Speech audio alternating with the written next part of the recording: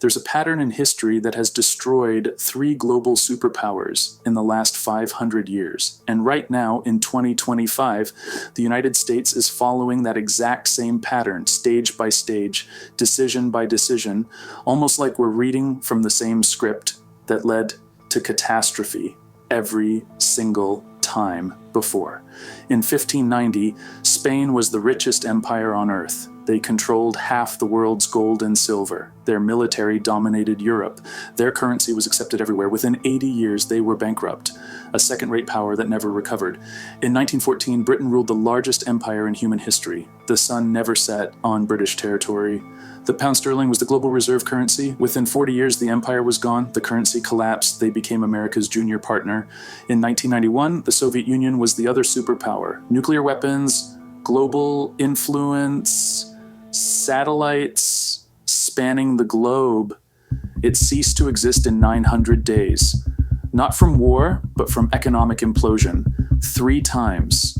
3 superpowers. 3 complete collapses, all following the exact same sequence. And here's the United States has already completed 5 of the 7 stages. We're not approaching the pattern. We're deep inside it. This is the story of how empires die, why they always think they're different, and why the math says we're next, and it's happening faster than anyone wants to admit. Before we go through the pattern, you need to understand what imperial collapse actually looks like, not in textbooks, but in practice. What it means when a superpower dies. Imperial collapse doesn't start with invasion or military defeat. It starts with economic exhaustion. The empire extends beyond its ability to maintain itself. Military bases in 150 countries, wars on multiple fronts, promises it cannot keep, debts it cannot repay. At first, the decline is invisible. The currency still works. The military still wins battles. The government still makes promises. But beneath the surface, the foundation is cracking. Resources are misallocated. Productive capacity shrinks. The best and brightest leave, then comes the acceleration. Allies start hedging. Enemies test boundaries. Trade partners seek alternatives. The reserve currency status erodes, and suddenly the advantages that made you powerful become vulnerabilities. Your currency, once demanded by everyone, comes flooding back home. Your military, spread across the world, becomes unsustainable. Your promises, once guaranteed by strength, become empty words. That's not theoretical. That's what happened to Spain, Britain, and the Soviet Union. And it happened because they made exactly the same decisions we're making now. They believed their power was permanent. They overextended militarily, they debased their currency, and they refused to accept reality until collapse was already underway. Let's look at how it actually happened 3 times in the exact same way. Let's start with the first global empire, Spain, from the 1500s to 1600s. This is the original blueprint. After Columbus discovered the Americas in 1492, Spain became the first true world power. They conquered the Aztec and Inca empires and seized control of the richest gold and silver mines ever discovered. By 1550, Spanish galleons were bringing home 200 tons of silver per year. By 1600, over 400 tons annually. Spain controlled the money supply of Europe. The Spanish real was the global reserve currency. Everyone wanted Spanish silver, and this is where the pattern begins, with a country that controls the money of the world and believes that makes them invincible. King Philip II, ruling from 1556 to 1598, had more money than any monarch in history, and he spent it on empire. Stage 1, military overextension.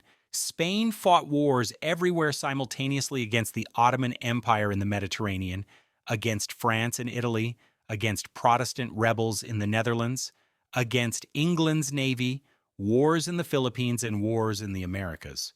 By 1580, Spain had military commitments on 4 continents. The cost was staggering. Half of Spain's revenue went to the military, and still it wasn't enough. Stage 2, currency debasement. The Spanish crown couldn't pay its bills with taxes alone, so they did what every failing empire does. They debased the currency. They started mixing copper into silver coins. A coin that was supposed to be pure silver became 50% copper, then 75% copper. The face value stayed the same, but the real value plummeted. By 1600, Spanish silver coins contained barely any silver. Merchants stopped accepting them at face value. Inflation exploded. Stage 3, debt spiral. Spain borrowed constantly from Italian bankers, from German bankers, from anyone who would lend. By 1557, less than 20 years into Philip's reign, Spain declared bankruptcy. They defaulted on their debts, restructured, and kept borrowing. They declared bankruptcy again in 1560, again in 1575, and again in 1596. 4 bankruptcies in 40 years. Each time they promised reforms. Each time they went right back to borrowing and spending. Stage 4, loss of productive capacity. Here's what people don't understand about Spain's collapse. They had all the gold and silver in the world, and it destroyed them because when you have unlimited money, you stop producing. Why grow food when you can import it? Why build ships when you can buy them? Why innovate when you can just spend? The Spanish nobility considered work beneath them. Manufacturing declined, agriculture stagnated, all the wealth flowed to importing goods from other countries. The gold and silver that came from the Americas went straight back out to pay for French wine, Italian silk, and Dutch goods. Spain became a conduit. Wealth flowed through them, but none of it stayed. By 1600, Spain was producing almost nothing. They were entirely dependent on imports, entirely dependent on silver to pay for everything. And when the silver mines began to deplete and production dropped, the entire system collapsed. Stage 5, social decay. With the economy failing, crime exploded. Beggars filled the streets of Madrid. Productive citizens immigrated. The best minds left for France, England, and the Netherlands, countries that were building, creating, and growing. Spain was left with bureaucrats, soldiers, and priests. No one creating wealth, everyone consuming it. By 1640, Spain lost Portugal. By 1650, they lost the Netherlands, their richest territory. By 1700, the Spanish Empire was a shell, still large on paper, but economically dead. They went from the world's superpower to a secondary power in less than a century, and they never recovered. Spain today is a regional European country, pleasant, cultured, but irrelevant on the world stage. The descendants of the conquistadors are a tourist destination. That's what imperial collapse looks like. Let's jump forward 300 years. Britain in the 1900s, the empire where the sun never set. At its peak, Britain controlled 25% of the world's land surface and 400 million subjects. The pound sterling was the global reserve currency. Every major trade contract was denominated in pounds. Every central bank held British bonds. London was the financial center of the world. And just like Spain 300 years earlier, they believed it was permanent, but they were already following the pattern. Stage 1, military overextension. By 1900, Britain had military commitments everywhere. India, Africa, the Middle East, China, the Pacific, and the Caribbean. They had to defend territory on 6 continents. The cost was enormous. And when World War I started in 1914, Britain faced a choice: stay neutral and let Europe destroy itself, or jump in and bankrupt the empire to win. They chose to fight. World War I cost Britain over $40 billion, alright, so that's $1 trillion in today's money. They borrowed from everyone, mostly from the United States. By 1918, Britain owed America billions. The creditor had become the debtor, but they'd won the war. They kept the empire. They thought they could rebuild. They were wrong. Stage 2, currency debasement.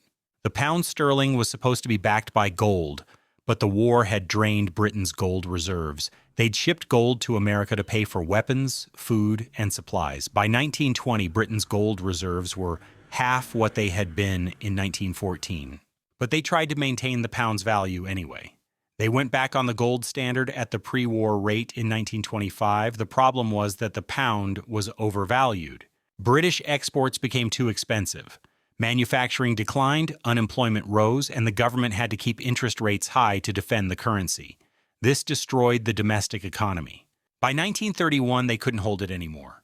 Britain abandoned the gold standard. The pound lost 25% of its value overnight.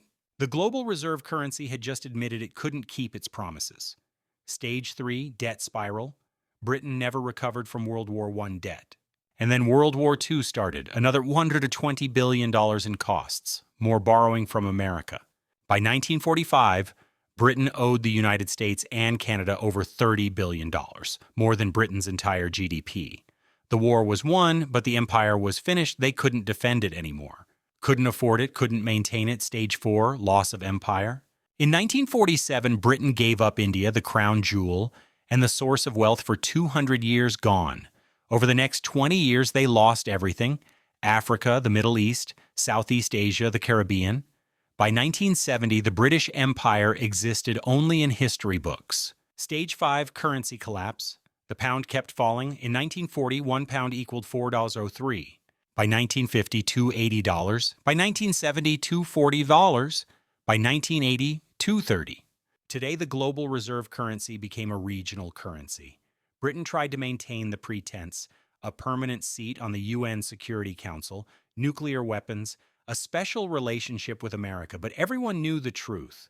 They were a former power, a museum of what used to be great. The empire was gone, and it never came back. Now let's look at the most recent example, the Soviet Union, 1945 to 1991. After World War II, the USSR emerged as a superpower, nuclear weapons, massive military control over Eastern Europe, satellites in space, and they believed they were the future. Communism would bury capitalism. The Soviet model would dominate. For 45 years, they competed with America, matched us militarily, built more tanks, more missiles, more troops. But beneath the surface, the economy was dying. Stage 1, military overextension. The Soviet Union spent 15 to 20% of GDP on the military. That's triple what America spent. They had to match American technology, American reach, American alliances, but their economy was a fraction of the size. They were in Afghanistan, propping up Cuba, supporting Syria, Vietnam, North Korea, Angola, Ethiopia. Everywhere America had influence, they had to counter. The cost was unsustainable. Stage 2, economic stagnation. The Soviet economy stopped growing in the 1970s. Oil revenue kept them afloat, but nothing else worked. Factories produced junk, farms failed, technology fell decades behind. By the 1980s, the Soviet Union was importing grain. A country with some of the best farmland on earth couldn't feed itself. Why? Because central planning doesn't work, because innovation dies under control, because no one produces when there's no incentive. Stage 3, currency collapse. The ruble was never a real currency. It couldn't be exchanged internationally. Even Soviet citizens didn't trust it. They used dollars when they could get them. The government had to buy foreign goods with gold and oil because nobody wanted rubles. By 1985, oil prices dropped. Soviet gold reserves were depleting. They were running out of real money. Stage 4, loss of empire. In 1989, the Berlin Wall fell. Eastern Europe left. Poland, Hungary, Czechoslovakia, Romania, East Germany, gone in a year. The satellites that gave the Soviet Union strategic depth vanished. The Soviet government couldn't stop it. They were broke. Stage 5, complete collapse. On December 26, 1991, the Soviet Union ceased to exist. 900 days from the Berlin Wall to complete dissolution. No war, no invasion, just economic implosion. The military couldn't be paid. The government couldn't function. The ruble became worthless. A superpower with 30,000 nuclear weapons collapsed from internal economic failure. The pattern played out again: overextension, currency failure, debt, loss of empire, collapse. And here's what should keep you awake at night. The United States is following the exact same pattern. Stage by stage, let me show you stage 1, military overextension. The United States has over 750 military bases in 80 countries. We have troops in 150 countries. We're committed to defending Europe through NATO, defending Japan, South Korea, the Philippines, fighting in the Middle East, countering China, and countering Russia. Our military budget is $850 billion annually, more than the next 10 countries combined, and it's not enough. We're stretched thin. Equipment is aging, recruitment is down, and we have commitments we can't fulfill. If China invades Taiwan, if Russia pushes into NATO territory, if Iran closes the Persian Gulf, we can't respond to all of it simultaneously. We're overextended, just like Spain, just like Britain, just like the USSR. Check. Stage 2, currency debasement. In 1971, Nixon closed the gold window. The dollar became pure fiat currency. Since 2000, the money supply has increased 400%. Since 2020, we've printed over $6 trillion. The dollar has lost 98% of its purchasing power since 1971. We're not mixing copper into silver coins, we're just printing unlimited paper. The mechanism is different. The result is the same. Debasement check. Stage 3, debt spiral. The United States owes $36 trillion. That's 120% of GDP. Interest payments alone are approaching $1 trillion per year. We're spending more on interest than on defense. We run deficits every year. $1.8 trillion in 2024 in a growing economy.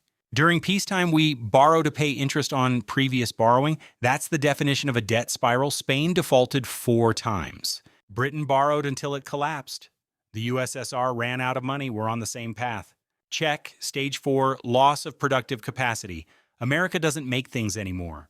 We design, we finance, we consume, but we don't produce. Our manufacturing base has been gutted. We ship to China, Mexico, and Vietnam.